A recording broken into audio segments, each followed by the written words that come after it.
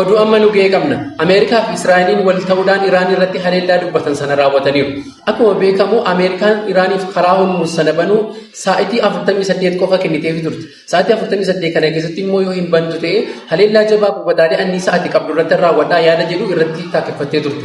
Iraanis gama isheetiin ani hoolaa kana sa'aatii 48 naa kennite kana keessatti hin banu ati haleellaa narratti raawwatte taanaan immoo ani immoo haleellaa kan keetiin kan wal fakkaatuun sii deebisa buufataalee anniisaa ati qabdu ammas tuuristiin addunyaa keessaa bakka kamittuu akka inni nagaan argannee fi shiboo IT keebilii kan galaana kana jala darbee addunyaa wal quunnamsiisu sanarratti haleellaa jabaa raawwadha yaada jedhuun deebii kennitee turte.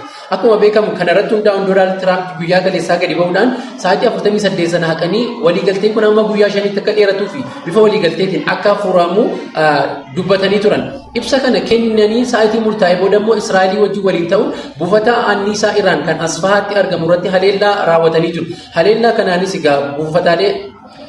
kanaanis buufataalee anniisaa Iraan qabdu daddabarsa gaazii uumamaa irratti waan raawwataniif egaa daddabarsi gaazii uumamaa kun miidhameera garuu hojii isaa dhaabuu hin dandeenye. Haleellaa salphaa waan ta'eef hojii isaa dhaabuu hin dandeenye garuu haleellaan irratti raawwatamee jira jechuudha.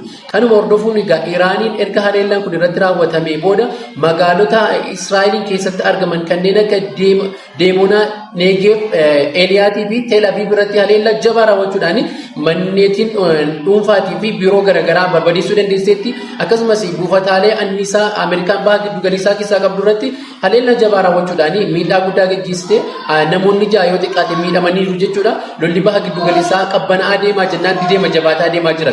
Egaan kabajamtoota daawwattoota keenya oduuwwan wayitaawaa akkasii argachuuf mana keenya follow godhaa. Annaasir Haarun.